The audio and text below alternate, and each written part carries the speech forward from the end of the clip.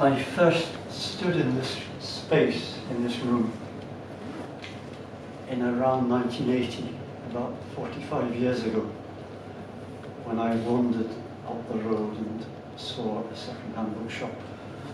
And I was very grateful to know Sheila, who Charles spoke about wonderfully earlier, until she had to shut the shop not so long ago.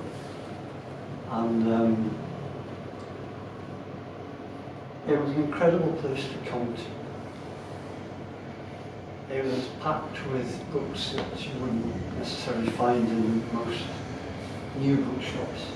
She had especially strong sections of translation and Central and East European literature. I remember seeing books by Krabel, the Czech writer, which I'll mention since we're here.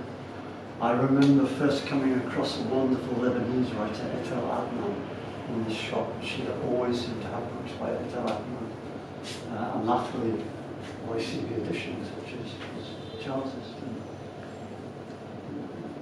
publisher. To me, she was incredibly warm, and I know to some other poets as well. She almost invariably knocked 20–30% off the price of the books. She'd look at me and say, poets need to eat too. That was quite a thing at the time. But you know, she did that, and booksellers don't have to do that at all. She also talked to me a lot about, well, quite a lot about Austrian writers, because she was very close to a woman called Helga Michi, who married a Germanist. And Helga Michi was the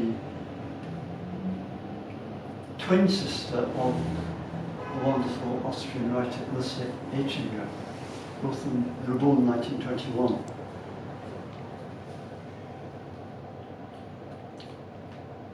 Helga came on a last Kindertransport from Vienna to London.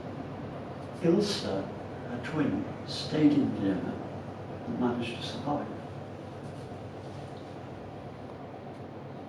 That's an extraordinary thing if you think about it. Your twin taken to a different country, and then for the rest of your life living in a different country, going a little bit back and forth. And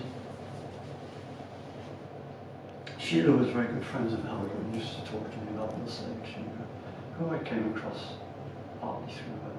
Wonderful conversations we had. So for the few minutes of what I might do, I want to quietly declare this space with permission, which I haven't asked, as the Republic of Sheila.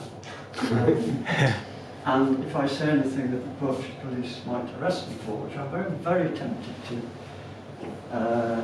in the conditions of freedom of speech that we're rapidly moving into, I will claim asylum in the Republic of Sheila Ramage.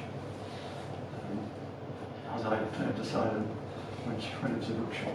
That's far too much from me, though I really did want to mention about Sheila. Thank you, Sheila. Thanks, Charles. And I know Steve often came here, we could have talked about many things about Sheila. I'm going to, look, I've gone on for too long. I'm going to start a poem, because it's a poem I feel, in a way, closest to some of your work, Steve. Just stop me when I've gone too long. Houses and Fish, a kite poem.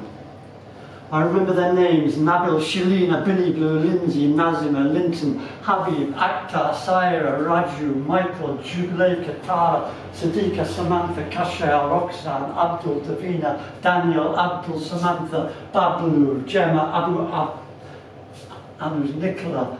I remember how they drew stars and painted houses. I remember the words they painted onto their dreams. Ordinary words, dream words, house, bird, star, sun, moon, tree, bed, flower, window, tree, flower, sun, fish, starfish, old fish, eggfish, coloured fish, fish with ears, seaweed fish, flower fish, lion, bird, snake, snake's sister, snake's brother, snakefish.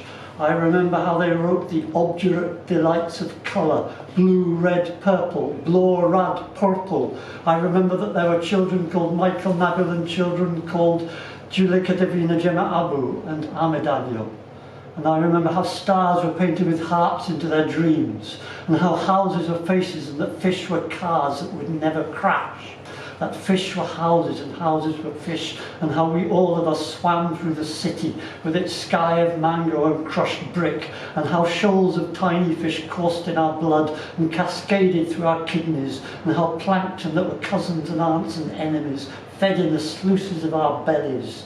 And I remember how those 5-year-old played in the yard of the school, and how we'd be out there with them, or we'd see them from the staff room window kneeling on the desks to see the whirling of stars and fish, and how then we painted a banner full of summer colours, and we'd sailed it north from Wapping to Aldgate, in and out the traffic flows, negotiating calm against the logic of jail, truth and government, with bread and history in our sack, with wet fish and rock salt, with pomegranate clusters, with yeast bursts, with blueberry, with memory.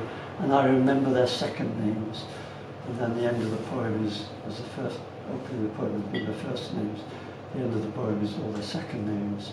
All of us stars constellated on the board of the sky. And where are we now? Where are we now? Where are we? Where are we?